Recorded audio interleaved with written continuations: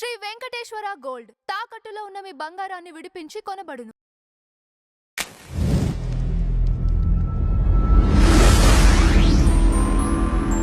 ఇప్పుడు ఈ గడిచిన ఈ 1.5-2 ఇయర్స్లో లోకేష్ బాబు గారి పనితనం ఎలా అనిపిస్తుంది? లోకేష్ గారిదే కదండి. ఇక్కడ ఒకటి సార్, ఎవరైనా ఒక ఆస్తికి ఎవరైనా భాగస్వాములు అవుతారు, ఆశయానికి భాగస్వాములు అవ్వడం అనేది చాలా గొప్ప విషయం. ఇప్పుడు నాకు 100 కోట్లు ఉంటే నా కొడుకు ఆ 100 కోట్లు అంటే నా 100 కోట్లు డేటా ట్రాన్స్ఫర్ చేసుకుంటాడు, లేదంటే ఆ డబ్బులు ఆన్లైన్ ట్రాన్స్ఫర్ చేసుకుంటాడు, లేదా ఆస్తులు పేరు రాయించుకుంటాడు అయిపోతుంది. కానీ ఆశయాలు ఏదైతే ఉన్నాయో, పథకాల విషయంలో కానీ, కార్యకర్తల్ని తీసుకొచ్చే విషయంలో కానీ, మిగతా అన్ని విషయాల్లో కానీ పార్టీని ఎప్పటికప్పుడు బలోపేతం చేస్తూ ఒక బలంగా నిలబెడుతూ ఇచ్చిన మాట కోసం కట్టుబడుతూ ముందుకెళ్ళాలనేది అది చిన్న చితక విషయం కాదు. పిల్లలు పుడతారు అందరికీ, కానీ ఆశయాన్ని ఆచరణలో పెట్టేటువంటి మనుషులు చాలా అరుదుగా పడతారు.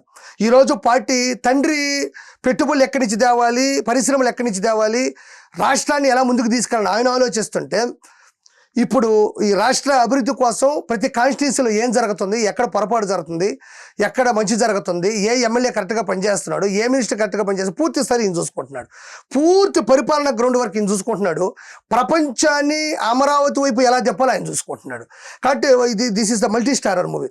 పవన్ కళ్యాణ్ గారు ఆయన 21 నియోజకవర్గాలు, ఆయనకు ఉండేటువంటి 2 ఎంపీ సీట్లు మచిలీపట్నం, కాకినాడ కావచ్చు, వాటన్నిటిని కూడా పూర్తి స్థాయిలో ఆయనకి ఇచ్చినటువంటి పంచాయతీ రాజు కావచ్చు, rural development, rural water supply, environment, forest, science and technology, ఆయన తీసుకున్న అన్ని విభాగాల్లో కూడా ప్రతి ఒక్కరి చేత అతను క్లాప్స్ కొట్టించుకుంటున్నాడు. కాబట్టి దిస్ ఈస్ ద ముగ్గురు మనగాళ్ళు మల్టీ స్టారర్ మూవీ. ఎవరి కాళ్ళు అష్ట దిగ్బంధనం చేస్తూ నలుదిక్కులు పరిపాలిస్తూ మల్టీ స్టారర్గా ప్రజలకు మంచి చేస్తూ ముందుకు వస్తుంది. దీంట్లో నో డౌట్ సార్. ముగ్గురు మనగాళ్ళు అందులో నో డౌట్. ఒక తండ్రికి ఇద్దరు బిడ్డలు ఉంటే అది ఒకటి నారా లోకేష్ గారు, 2 పవన్ కళ్యాణ్ గారు. వాళ్ళు అలానే ఉన్నారు. ఎందుకంటే నారా చంద్రబాబు నాయుడు గారిని ఏ మాత్రం అభియోగాలు లేకుండా, ఎలాంటి ఎఫ్ఐఆర్ అనేది లేకుండా, ఎలాంటి తప్పు చూపించకుండా, తప్పుడు ఉద్దేశంతో లోపల పడేస్తే నారా లోకేష్ గారు ఎంత బాధపడ్డారో, నారా లోకేష్ గారు ఎంత భయపడ్డారో, పవన్ కళ్యాణ్ గారు అంత బాధపడ్డారు, అంతే భయపడ్డారు. ఆ రోజు ఆ కుటుంబానికి ఆయన ఇచ్చినటువంటి భరోసా అమోఘం, అద్వితీయం. ఈరోజు నారా చంద్రబాబు నాయుడు గారికి 2 కొడుకులు, ఒకటి పవన్ కళ్యాణ్ గారు, నారా లోకేష్ గారు. ఇందులో నో డౌట్ అండి. వాళ్ళు చాలా సారసమ్యంగా, ఏ తారతమ్యం లేకుండా, సామరస్యంగా, చాలా జాగ్రత్తగా, మనం అరుచుకోవడం కాదు, మనం ఏదో రాజకీయంలో స్వార్థం కోసం కాదు, ప్రజలు మనల్ని నమ్మి ఓటేశారు.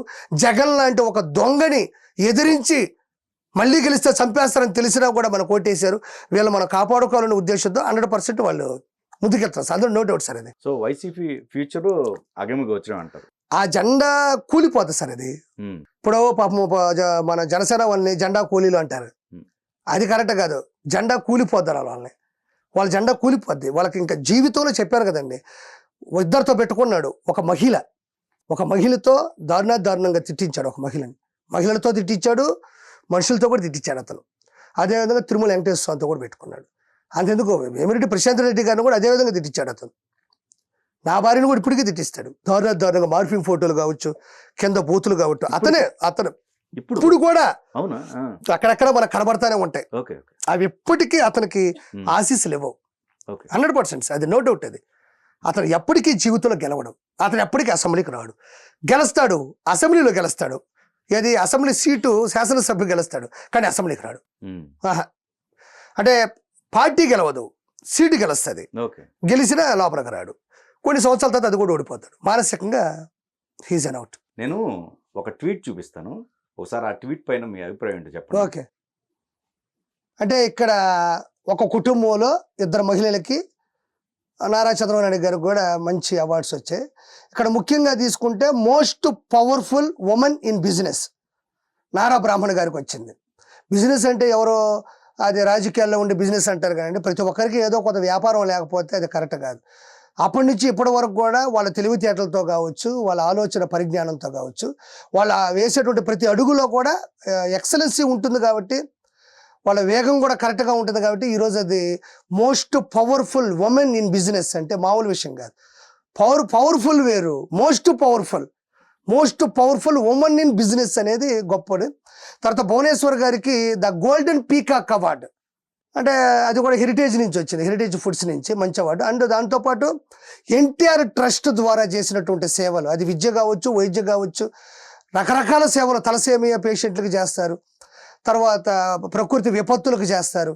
వాళ్ళు 1-2 కాదు, కొడితే ఎన్టీఆర్ ట్రస్ట్ ద్వారా కొన్ని వందల సేవా దృక్పథంతో ఉన్నారు.